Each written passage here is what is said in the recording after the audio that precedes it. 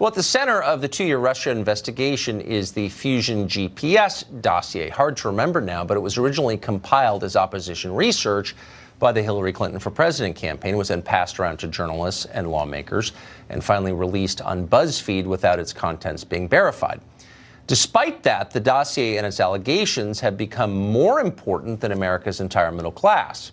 So the question is, with 2 years of thinking about it and poking around in the efforts of every news organization in Washington to verify it or not, how much of the dossier wound up being true?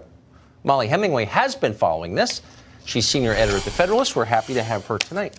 So, Mollie, I just want to go through a couple of the big claims in this, and you tell me if this happened or not. So the first was Michael Cohen's trip to Prague. Remember the famous trip to Prague? This is absolutely key. We're told that Michael Cohen, Donald Trump's personal attorney, went to Prague, had a secret meeting with the Duma's Konstantin Kosachev, that they discussed the collusion arrangement, and that it went really.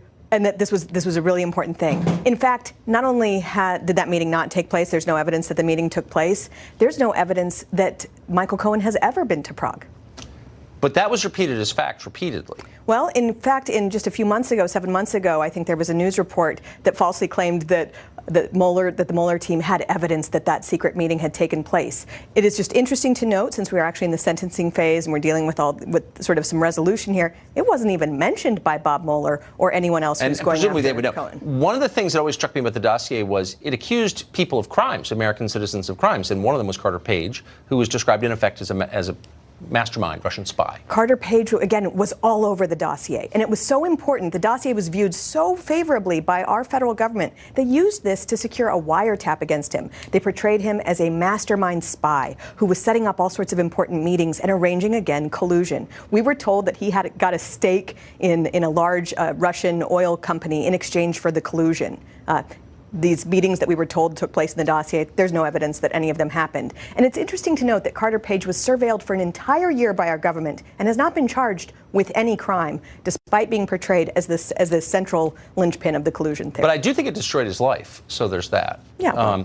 Now, at the very center of this were the salacious claims that Trump was caught doing things with hookers, and he was subject to blackmail as a result of this. Did that happen? Right. So this was what made it so interesting and what made the journalists so excited when the dossier was first published. Not just the tale of the prostitutes at the Moscow hotel, but we were told that Russia had all sorts of compromising information on Donald Trump and that he would be compromised and blackmailed by this. Now you can look at his record over the last 2 years and see that if Russia has anything compromising on him, they should have deployed it while he was going after them in such an aggressive fashion in foreign policy, and they haven't done anything of the kind. There is no evidence to support this, but a lot of people are, in fact, truthers on this. Yeah. Meanwhile, as Victor Davis Hanson just pointed out, the one thing they care about is energy, and America is now the world's largest oil producer, energy producer, so we haven't helped them too much. The Trump Towers in Moscow. You hear that to this day. So you need to have business interests in order to have this collusion theory make sense. The dossier said a bunch of actually kind of contradictory things, that Trump was very interested in a business deal in Russia,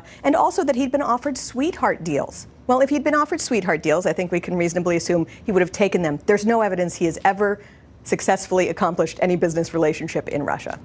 And finally, and this claim, again, persists to this day, that Manafort manipulated WikiLeaks in order to hurt Hillary Clinton. And I think it's basically wrecked Roger Stone's life, this claim from the dossier. Is it true? Do we know that that's true? So the dossier claimed that Manafort was really the one in charge of the entire collusion theory, that in fact Carter Page was working on his orders. There's no evidence that they even met, that we were told that Manafort was the one who came up with the whole WikiLeaks idea. There's no evidence. And we have a lot of court filings where if there were any evidence of this, you know darn well that this would have been mentioned in any of these filings. Now, the whole genius of this dossier is that it has a bunch of allegations that are impossible to disprove. And that's not the way that justice is supposed to be done in this country, where you say, well, if you're innocent, you have to prove that these things never happened. These are a bunch of wild allegations without evidence to support them, and we are now years into this. No, you're right. And it's I mean, that's the standard we apply to Supreme Court justices, but not to anyone else. Mollie Hemmingway, great to see you. Thank you for that. Great to be here with you. For your rigorous look at that.